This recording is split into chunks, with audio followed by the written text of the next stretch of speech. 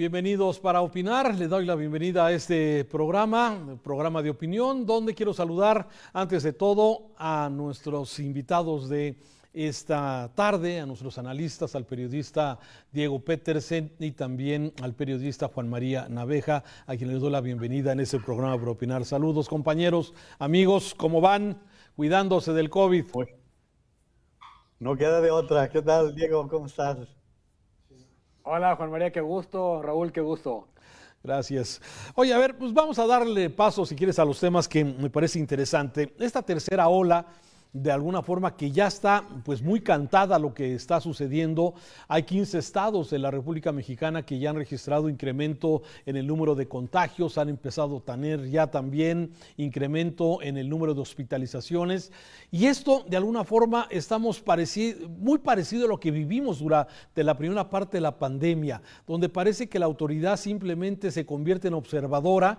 Sí, y la sociedad también, me parece que los jóvenes especialmente están haciendo un papel donde están cansados de esta pandemia, quieren regresar a tener sus vidas regulares y bueno, pues lamentablemente también están siendo un factor de contagio importante. Y un tercer elemento, el bajo nivel de vacunación. Bueno, eso es lo que digo yo, un 20% de los mexicanos, menos del 20% de los mexicanos vacunados, considerando la población total de México. Pero, ¿cuál es su punto de vista? ¿Realmente esta tercera ola es motivo de preocuparse? ¿Cómo la ven, Diego?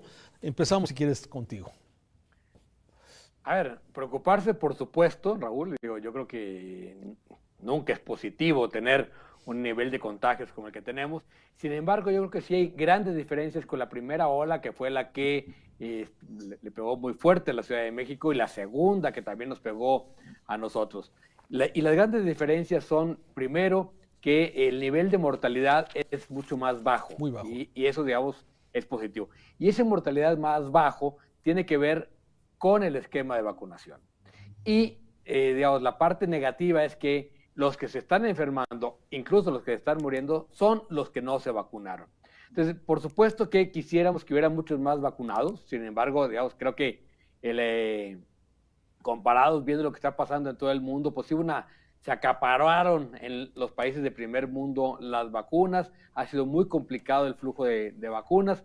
No voy a defender, por supuesto, el esquema de concentración de López-Gatell, ni la manera en que se registra por parte de la Secretaría del Bienestar, pero me parece que, digamos, que si hubiera una mayor participación para hacer más ágil la vacunación, pues lo que tendríamos es que esas 20 millones de vacunas que unos dicen que están guardadas, el López-Gatell dice que están en tránsito, en transición. Es decir, que unas ya se pusieron, pero no se han registrado, otras están en camino a ponerse. La verdad es que no haría demasiada diferencia, porque lo que tendríamos es simplemente, digamos, ojalá estuvieran puestas esas 20 millones de vacunas, y que lleguen muchas más, pero el problema es que no tenemos suficiente flujo de vacunas, por la razón que sea. Entonces me parece que, digamos, dentro de las malas noticias, que es una tercera ola, que sí está provocando entre una edad más joven, ahora los de 50, 60,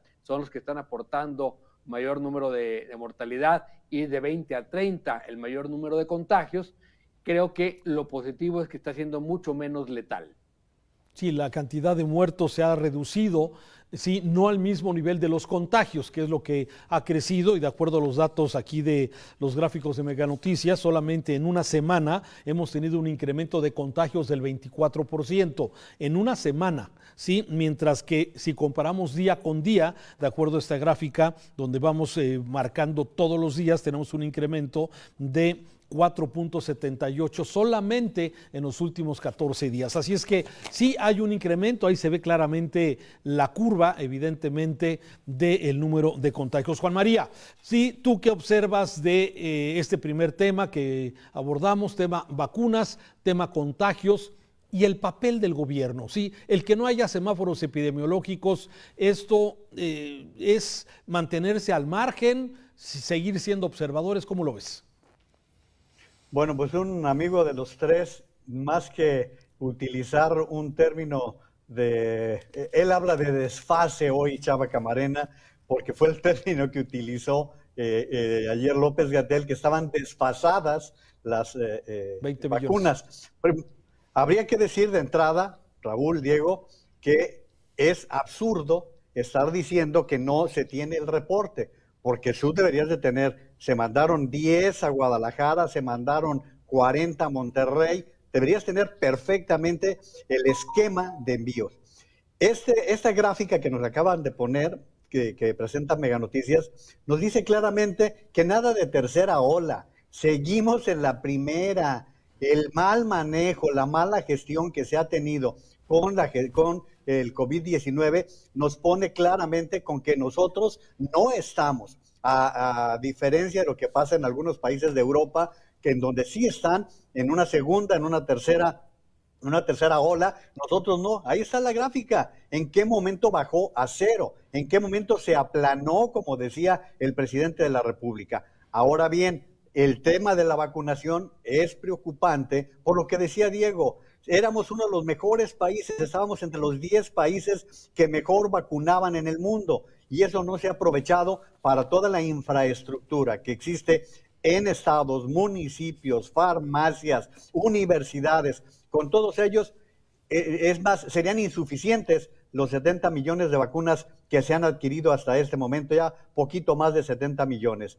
Y me parece que el gobierno sigue sin entender y sigue politizando las cosas, porque los dos son testigos de que los comentarios con respecto al regreso a clases nos pueden evidenciar lo mal que se ha manejado todo esto. ¿Por qué? Pues porque año y medio después, un curso completo y uno a la mitad no fueron suficientes para poder entender la problemática del COVID-19. Y cerraría diciendo, Raúl, lo siguiente: ahora es muy probable que sean menos los muertos, pero para nosotros es más preocupante por la población más joven que tenemos. Al principio los muertos eran personas, adultos mayores. Ahora, como estaban diciendo ustedes, están jóvenes que están entre los 20 y los 50 años de edad, y allí sí, aguas con la comorbilidad de algunas personas que no han sido vacunadas.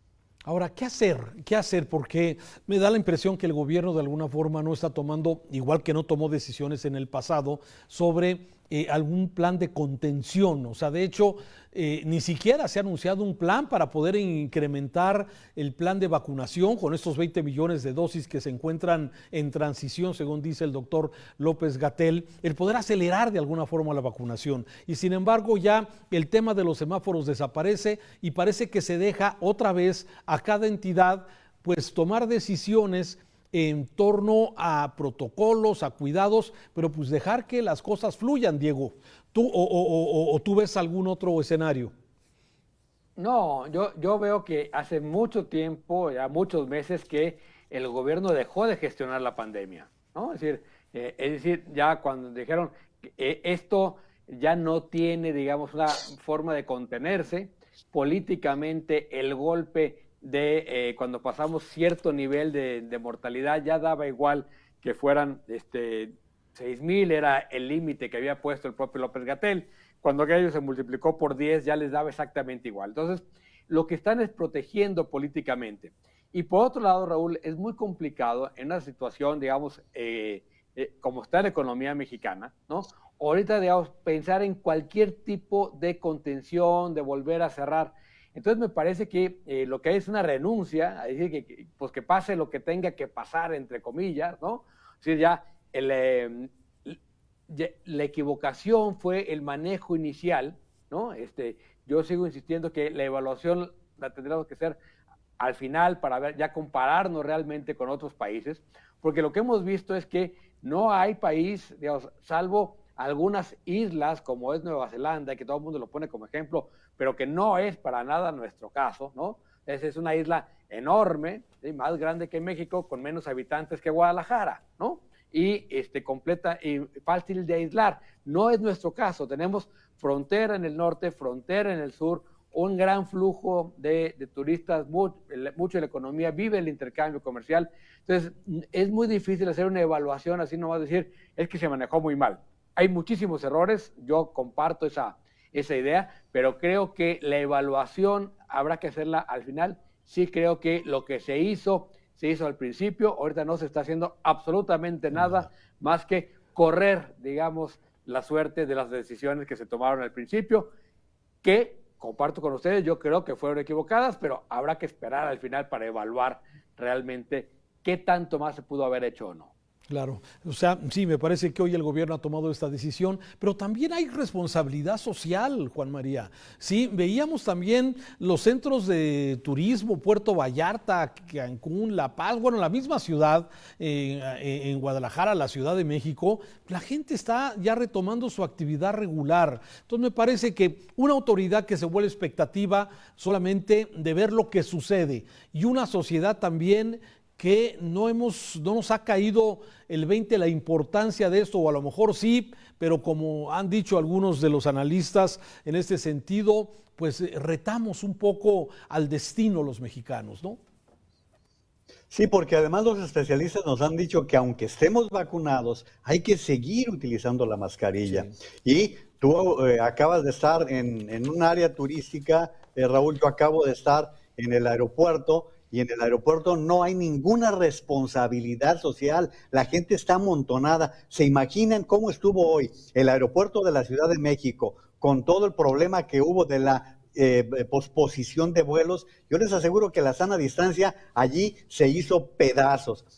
Vaya, las recomendaciones son las mismas del principio: mascarilla, sana distancia y aseo. Eso no ha cambiado aún cuando estés vacunado. Segundo, sí hay una posibilidad en donde como sociedad podamos responder. Si en este momento el gobierno cediese y pidiera el apoyo de empresas, por ejemplo, para que pudieran aplicar vacunas, inclusive adquirirlas, sí, porque ahora que ya se aprobó el uso de la vacuna, la Moderna, sabemos que es la más cara y que por eso se le había dado la vuelta a este tema. Pero tenemos que ver la parte económica, con lo que está representando para el país.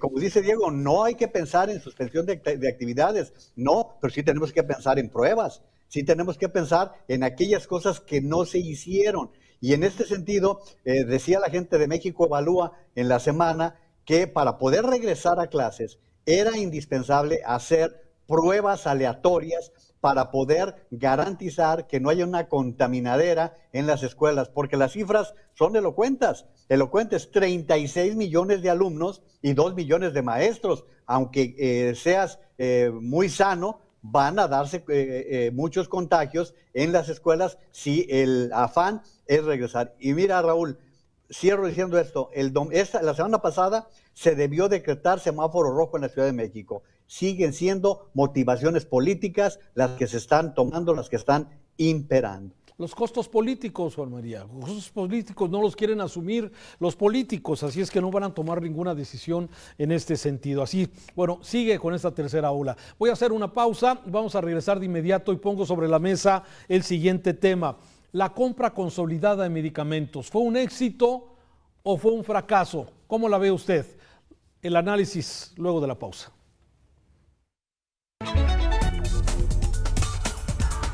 Para opinar.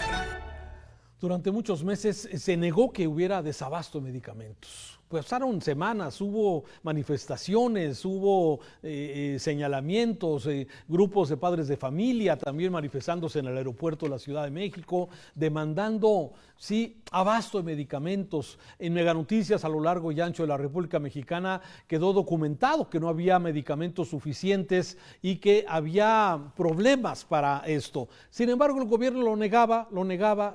Luego vino la realidad.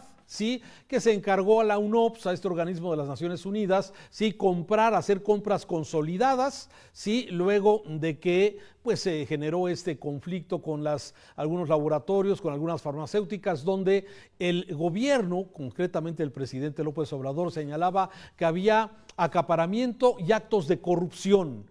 Y esto empezó una persecución en contra de algunos laboratorios que incluso dejaron de producir algunos de estos productos fundamentales. El martes pasado, ayer, el presidente López Obrador presentó un informe de resultados de estas compras consolidadas. Es decir, el presidente partía de la idea de que hacer grandes compras, centralizar las compras, iba a haber ahorros importantes. Así es que, bueno, el doctor Alcocer, que es el que está viendo usted en pantalla, dio a conocer un resultado donde ahora resulta que el gobierno mexicano fue más eficiente en la compra, en las compras de medicamentos que la misma UNOPS.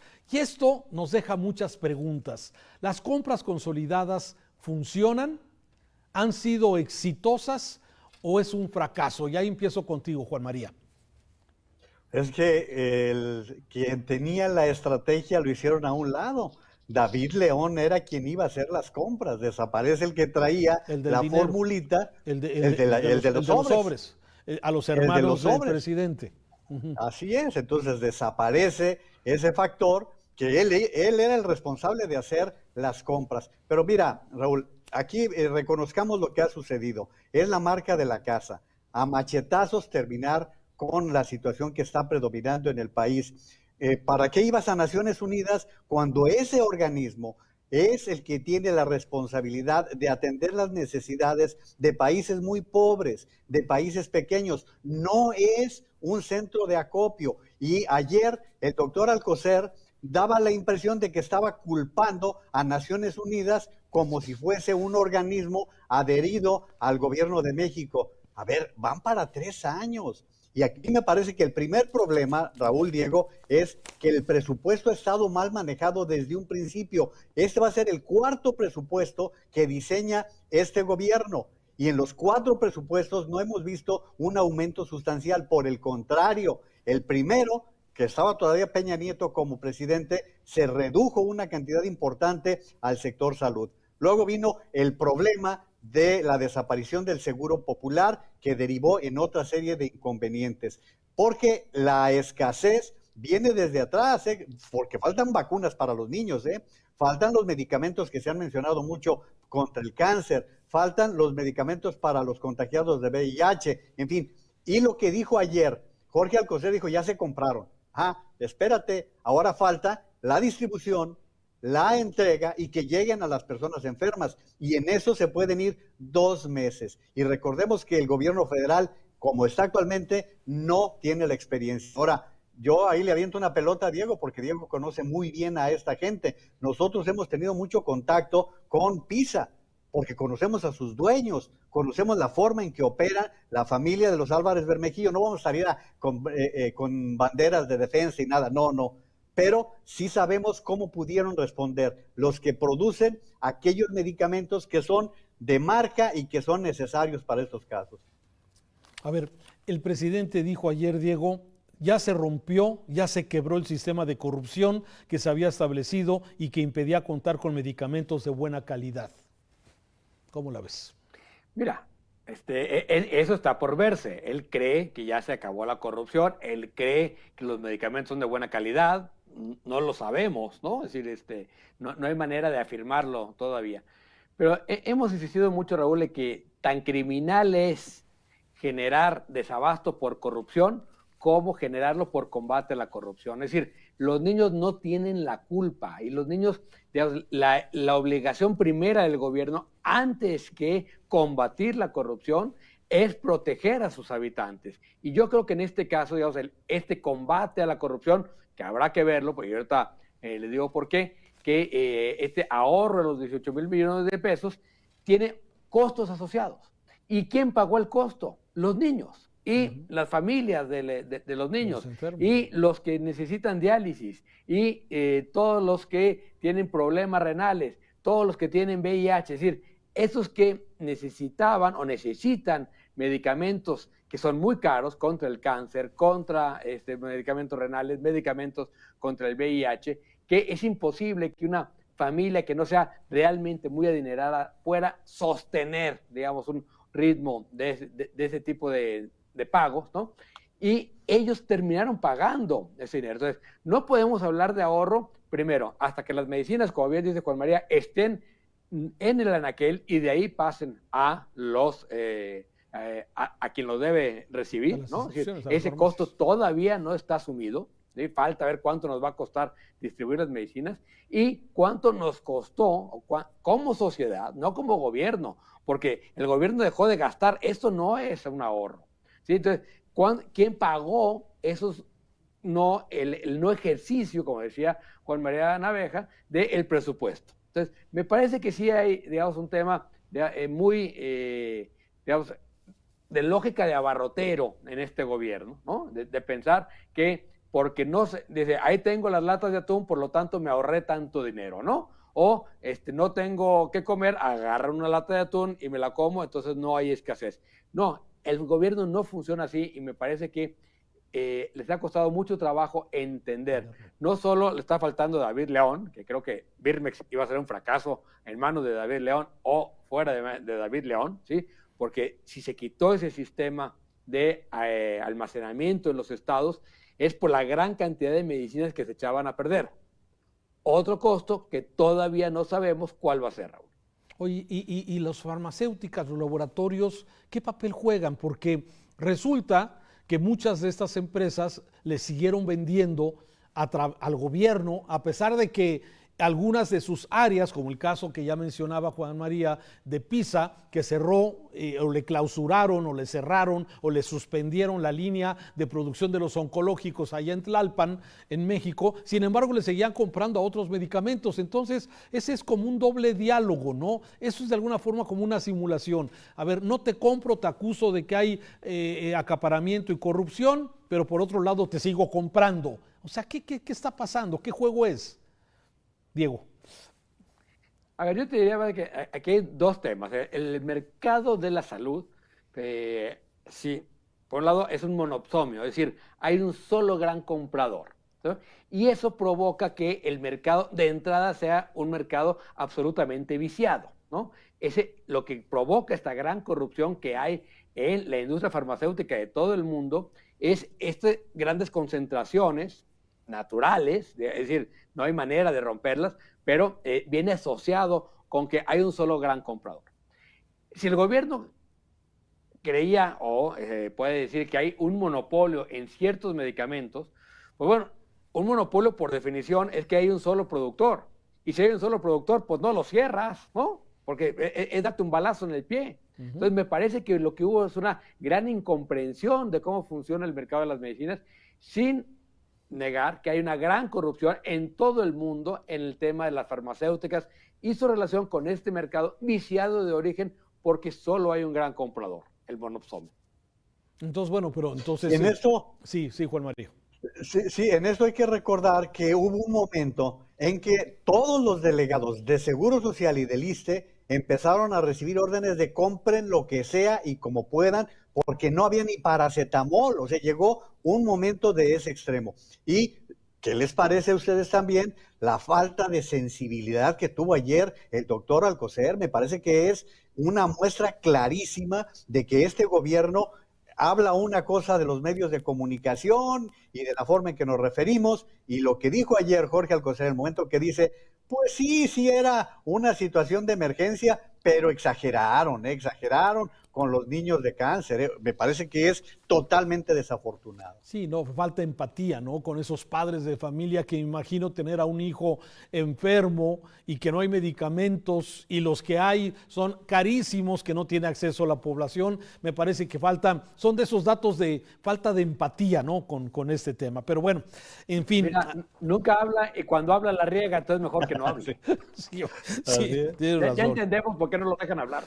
Sí, ahora a mí la idea de la compra consolidada en un principio me parecía que tenía cierta lógica, decir, bueno, en lugar de hacer varias compras chiquitas, hago una gran compra con un posible ahorro, pero me parece lo que mostró y lo que bien dijo Diego, se mostró una gran desconocimiento de cómo opera, cómo funciona en un sistema de salud que además se ha ofrecido que va a ser de niveles de países nórdicos, pero que lo que vemos que pasa en los hospitales, el desabasto que hay en medicamentos, la falta de atención, lamentablemente, falta mucho trecho para poder llegar a tener un sistema de salud que yo creo que lo necesita y lo requerimos los mexicanos. Termino con este tema, Diego, Juan María, ¿algo más sobre este tema?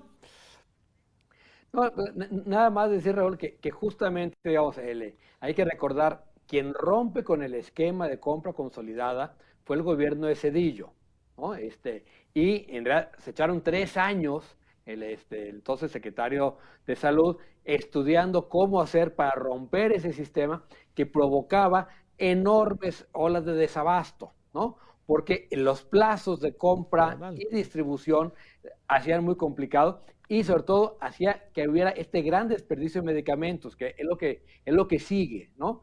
Entonces, por eso decidieron que el sistema de compra debería de ser comprar el paracetamol puesto en Ostotipaquillo, no el paracetamol en Ciudad de México, ¿sí? Porque siempre la logística, y esto es un tema fundamentalmente logística, lo más caro, lo sabemos, es la última milla.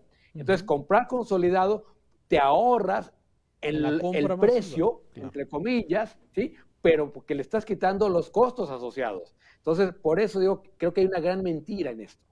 Bien, vamos a hacer una pausa, vamos a continuar con el tema, gracias a quienes nos ven en TVC, seguimos en Megacanal con el análisis. La consulta, otra gran farsa, ¿qué piensan nuestros analistas? Usted que nos ve, luego de la pausa continuamos con este tema.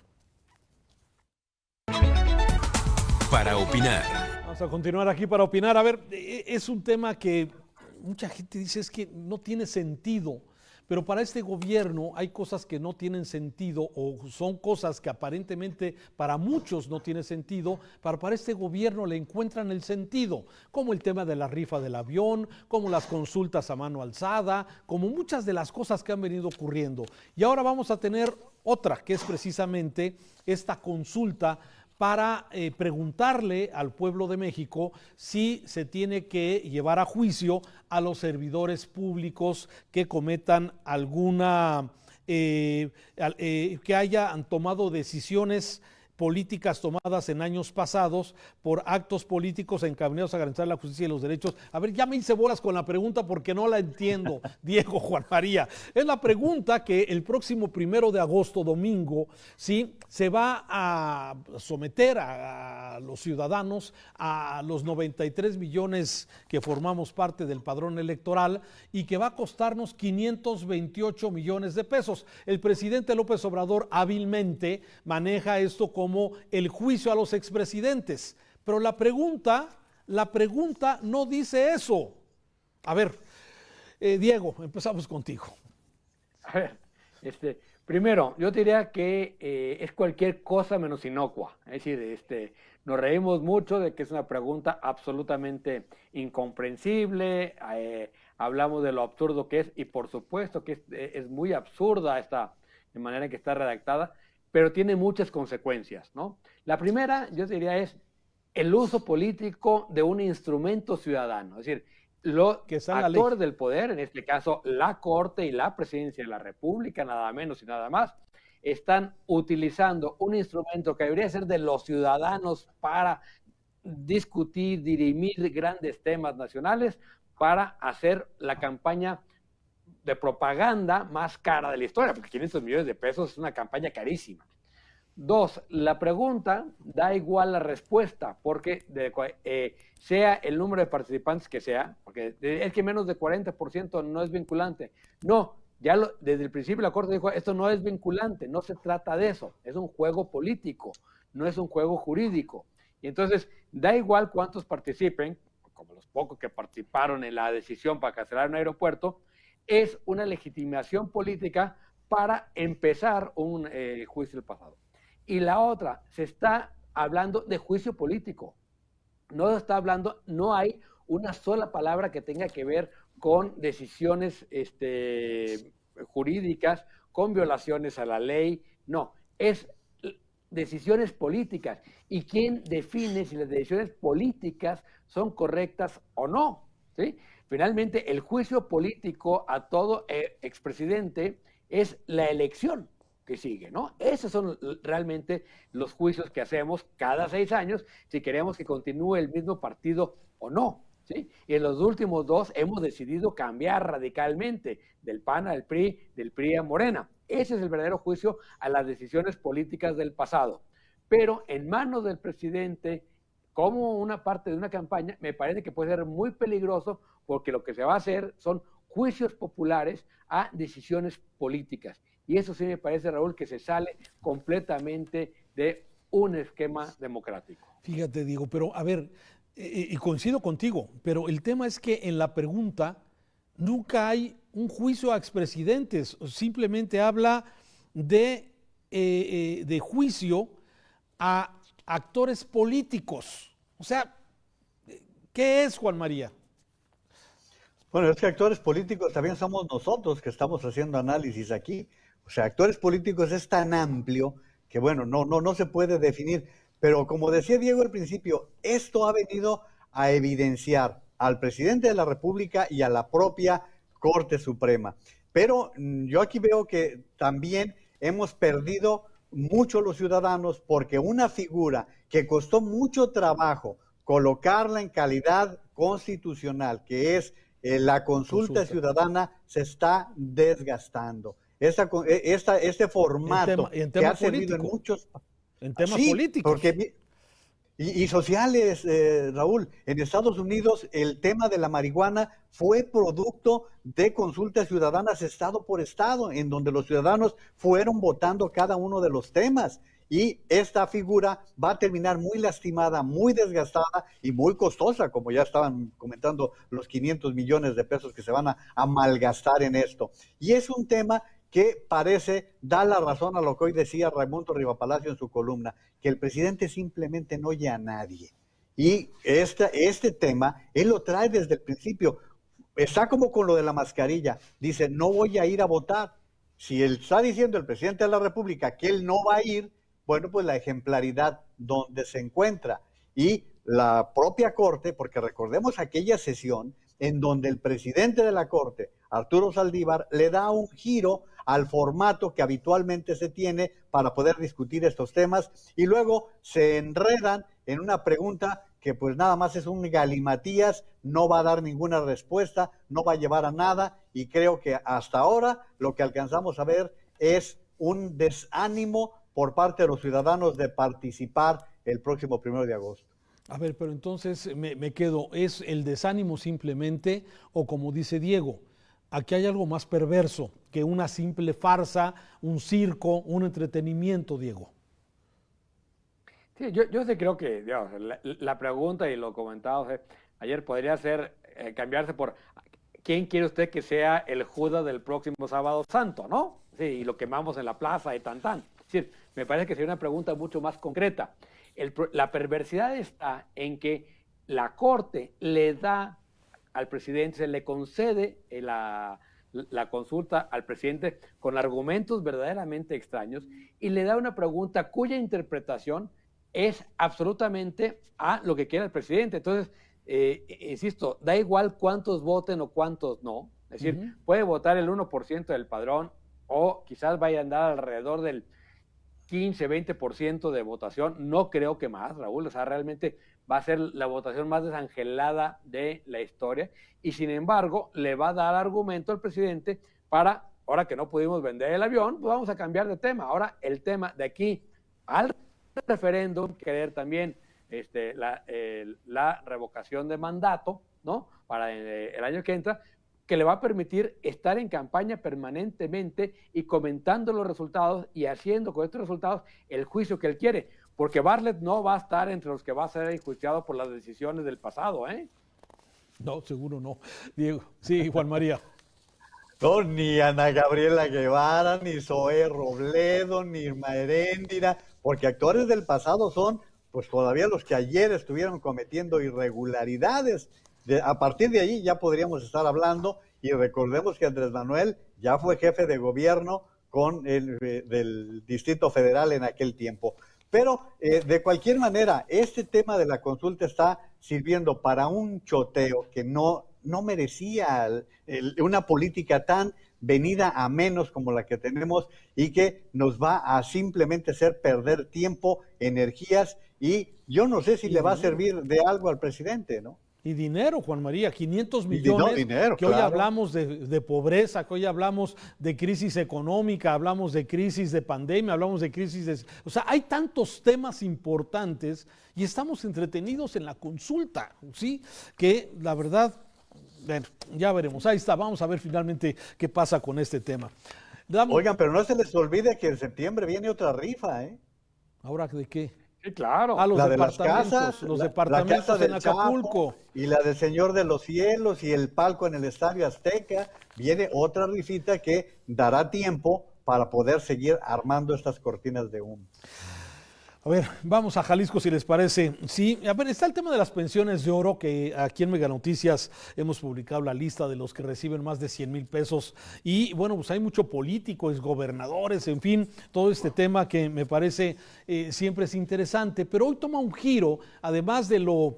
bueno, de la indignación que puede generar en que un notario público hoy y que fue magistrado reciba 207,000 pesos de pensiones del estado de Jalisco, este instituto que administra el ahorro de los trabajadores del gobierno del estado, Alonso Godoy, que fue auditor aquí en Jalisco, 197,000, que ya se había, se había quedado en el cargo y que, bueno, pues hubo que casi pensionarlo para salir.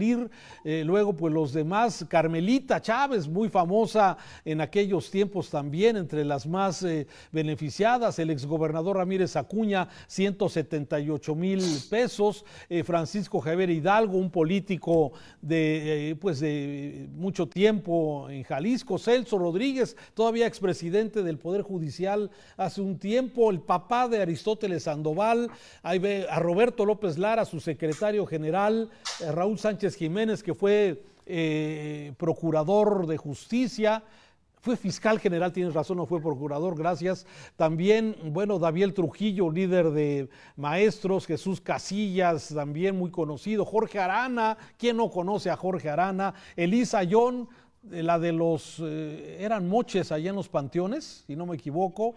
Sí, sí. Y bueno, y Chema Martínez, que Chema Martínez es todo un caso, y la verdad es que déjame explicarlo un poco a la audiencia.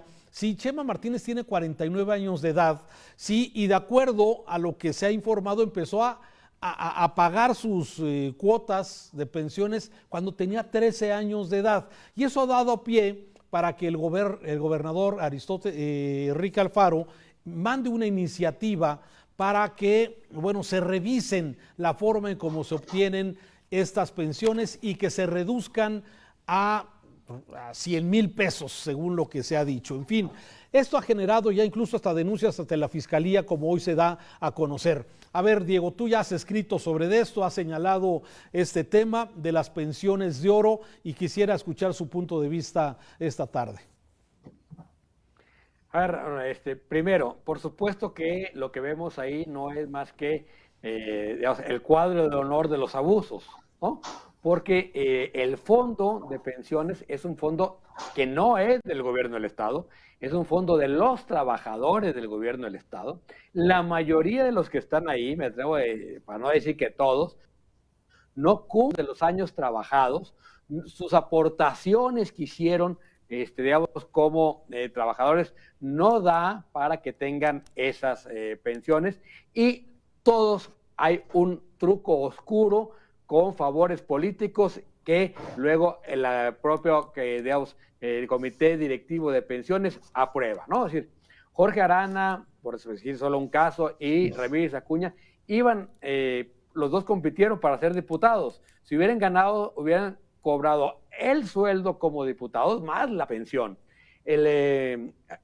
Godoy, todo el mundo sabemos que fue parte de la negociación para sacarlo de la Contraloría, asegurarle una pensión. ¿Por qué los favores políticos se tienen que hacer con el dinero de los trabajadores al servicio del Estado? Esa es la primera pregunta. La otra cosa más grave es que el fondo de pensiones como está en crisis por una cuestión muy sencilla, porque cada vez hay más pensionados y menos que aportan. Es decir, si hace 10 años por cada un pensionado, había 9 trabajadores que estaban aportando, hoy por cada pensionado, déjate de estos dorados, por cada pensionado en general, solo hay 4 que están aportando, porque aunque hay más gente en el gobierno, todos están en el famoso capítulo 3000, que es la nómina oculta o por honorarios. Entonces, el fondo de pensiones, si no se arregla, o sea, lo más importante, creo yo, más allá de quitarle la pensión a esos, que no sé si lo lograremos o no, me parece que ese es, digamos, lo que hay que mandar por delante, porque es lo que indigna, pero lo preocupante es que el fondo de pensiones, si no se aprueba esta ley, si no se modifica radicalmente, va a reventar en menos de una década. Juan María, ¿cómo ves este tema? A ver, se conoce de esos favores políticos que mucha gente sabe, los que nos vamos a pensionar por parte del Seguro Social, se va sacando un promedio de tus semanas laboradas durante la vida laboral y se hace un promedio de tus ingresos en los últimos 5 años, ¿sí? Y de ahí se saca una fórmula para poder tener la pensión. Muchos de estos pensionados, sí, aprovecharon su última responsabilidad o su último cargo, digamos, cuando están recibiendo el mayor ingreso para pensionarse, porque la fórmula de pensiones del Estado te permite pensionarte con tu último salario, no con el promedio de los últimos años recibido, como bien lo has comentado. A ver, Juan María, ¿cuál es tu visión de esto? Y si la lucha que empieza hoy Enrique Alfaro en contra de este asunto tendrá buenos resultados. Mira, el gobernador del estado sabe de ese tema desde hace mucho tiempo. Te diría que sabe desde que era diputado, ¿sí? Y después fue alcalde de Tlajomulco, de Guadalajara. Desde entonces sabe cuál es la situación en torno a pensiones, porque este es un error, no un error, es un abuso de diseño. Así está contemplado. En el caso, por ejemplo, de Chema, es 15 años o 65 cumplidos, ¿sí? Es el IO, y por eso desde ahorita no les quiero dar malas noticias, yo no creo que se vaya a ganar esta batalla, porque por extensión se va a decir que a un trabajador no se le puede reducir el salario, que en este caso estamos hablando de una prestación. Yo casi les puedo asegurar que difícilmente se va a dar en una condición semejante como ya pensionado, ir recibiendo un salario como secretario, como titular del área de seguridad. Así estaba ya con todo el cariño que le tenemos al mayor. O sea, la verdad es que esto ya venía desde hace como 10 años, es un tema viejo, pero es un tema que además nos debe preocupar muchísimo, porque los sistemas de pensiones se están quebrando en todo el país. Y no estamos hablando nada más de este tipo de pensiones. Faltan los de la Universidad de Guadalajara, que ustedes saben, hace muy poco tiempo era motivo de mucha discusión. Los de Petróleos Mexicanos, los de Comisión Federal de Electricidad, los de Ayuntamiento. Todo esto que está representando un problema a muy corto plazo para la economía de municipios, de estados y de órganos autónomos o de universidades que están muy inmersos en esta problemática. Ahora, Teresa Brito hoy en esta rueda de prensa, la semanal del gobernador, mencionó que se han hecho 70 auditorías a 70 expedientes y que se han encontrado irregularidades. O sea, me parece que sí, de alguna forma se está documentando sí, hay que irregularidades, hay irregularidades, ¿sí? Pero me parece que el punto es Chema Martínez, y que será el coordinador de los diputados de Morena en la próxima legislatura, según entiendo. A ver, lo que pasa es que tiene un tino espantoso en jubilarse justamente en este momento en que va a asumir esa responsabilidad, ¿no? Es decir, habla, digamos, del desparpajo y de la falta, digamos, de compromiso político, ¿no? De alguien que va a asumir como coordinador, o suponemos de una bancada, la bancada de oposición más importante, hacer este tipo de cosas. Entonces, la verdad es que es un personaje al que yo no le confío absolutamente nada y creo que no hay nada gratuito en esto. Más bien puede ser parte de negociaciones.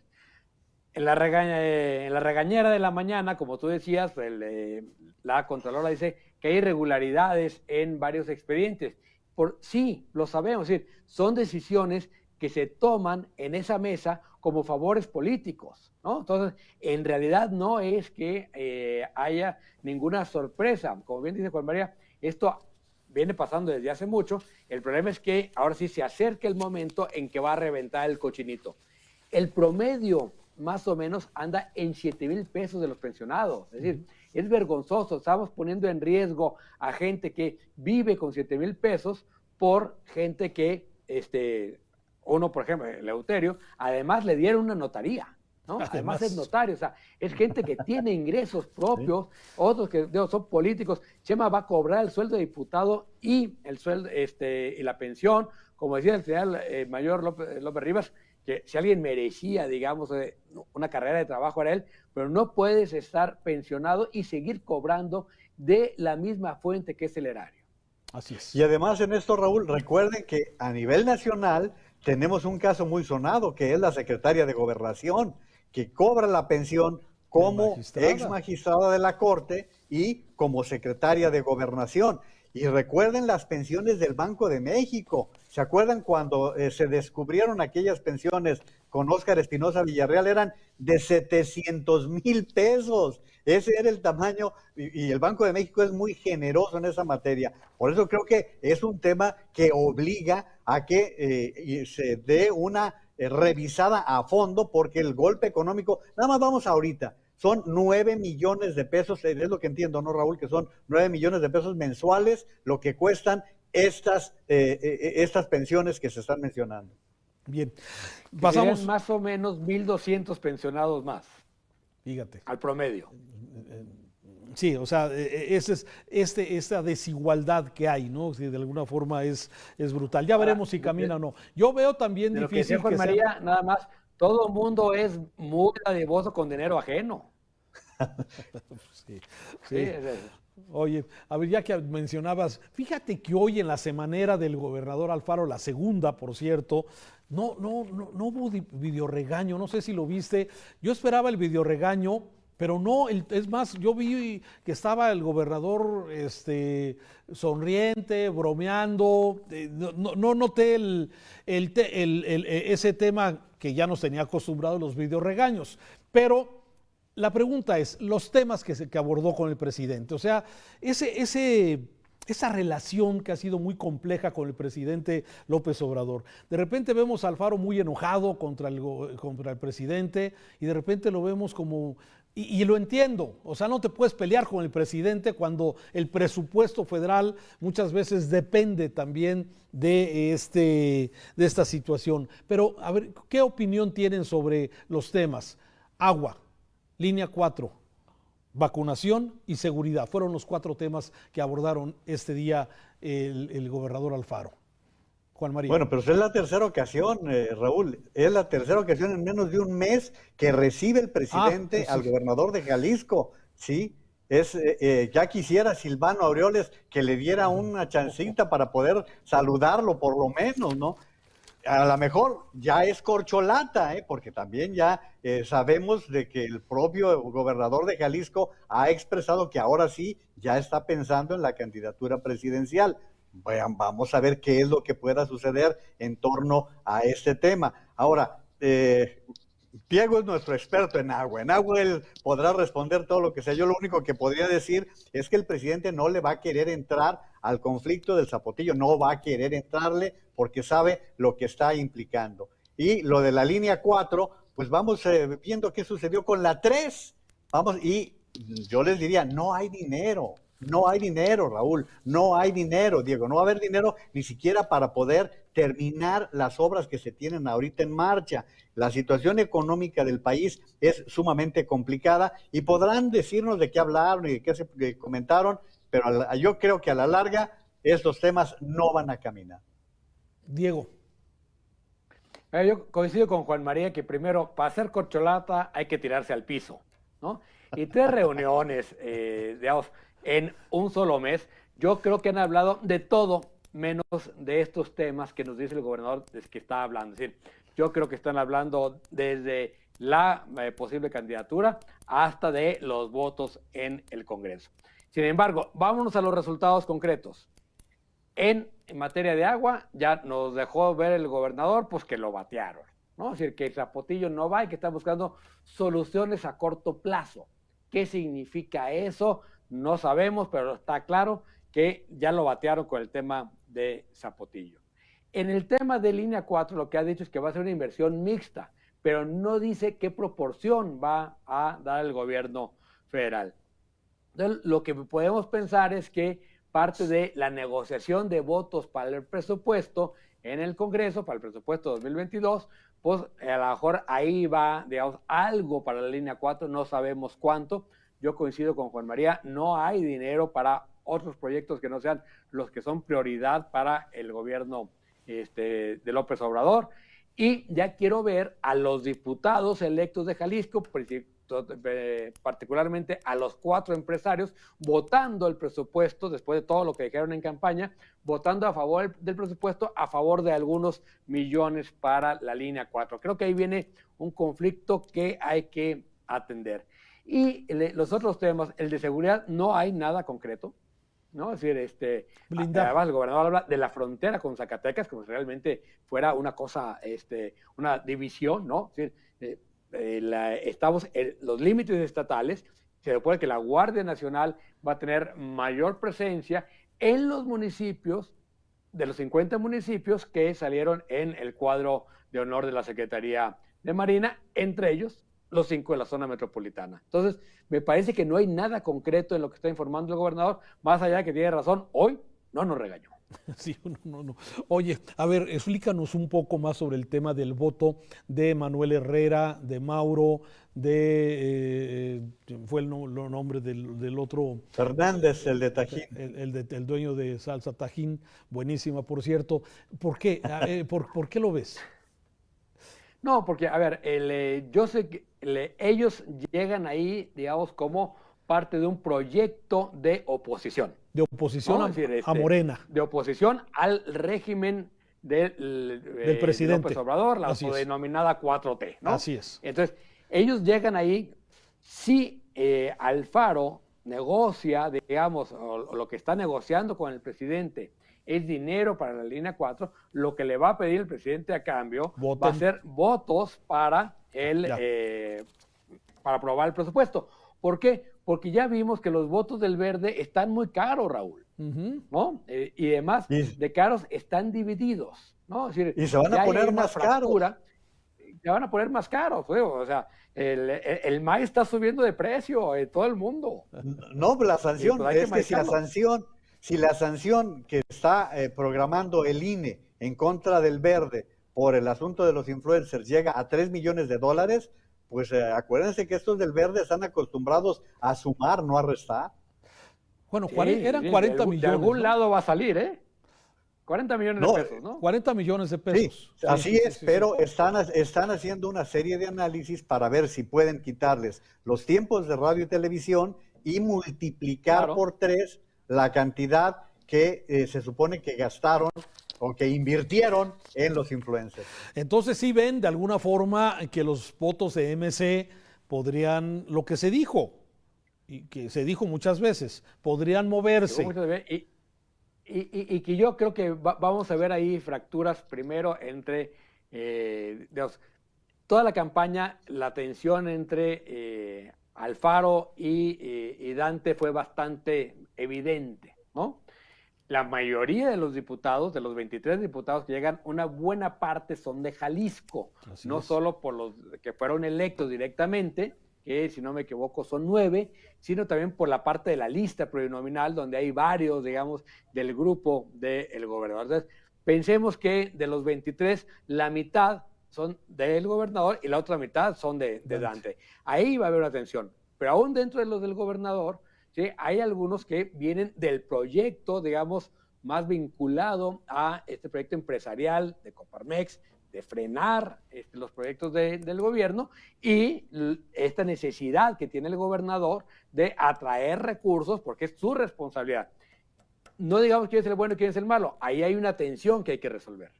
Y ahí en los puntos finos también, Raúl, que uno sería Pablo Lemus va a jugar ya con cartas propias pensando en la gubernatura y pensando en estos diputados con lo que le pueden aportar.